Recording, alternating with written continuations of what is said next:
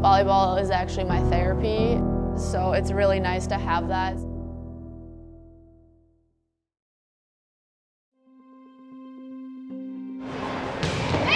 The St. Cloud State volleyball court is where Clara Krenz now calls home.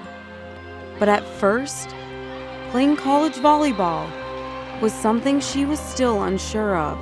I didn't really know if I wanted to play in college, so I kind of just was talking to some coaches, kind of looking at colleges, seeing what it's all about. Marcy brought her name up numerous times, and after about the fourth time, I finally broke down. I said, fine, you email her, let me know if she responds, but basically she's got to come in the office and beg us to play. I've been coaching quite a few years, and kids that don't show a lot of interest or think they might not want to play very rarely pan out and end up doing really well in the long run.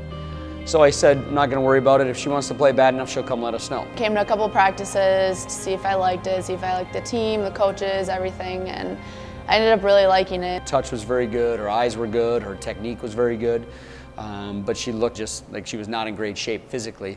Didn't find out till after the fact that week we had emailed her. She was actually in the hospital. So she'd been in there for a couple of days, and we were trying to figure out exactly what was going on with everything.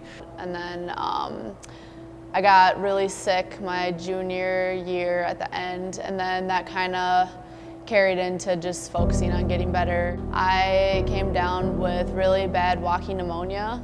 So I was in the hospital for 2 weeks, and I was on like oxygen tanks and everything. I could barely get out of bed. So that was kind of the start of like finally figuring out what I had, because I was having problems for over like a year and a half.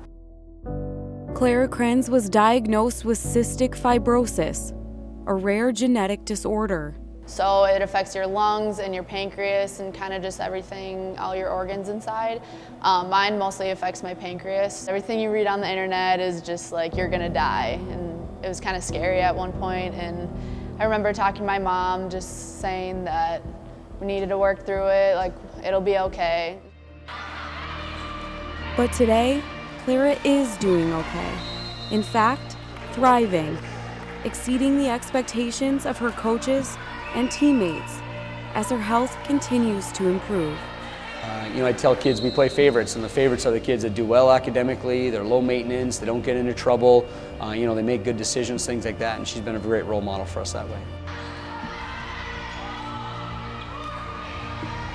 Volleyball is actually really beneficial for me to be in, because a lot of the time people will have other therapies that they'll have to do throughout the day to like shake their lungs up to make sure the mucus isn't sticking in there, and volleyball is actually my therapy. We named her a captain this fall, as only a sophomore on the court, but certainly in her third year of school.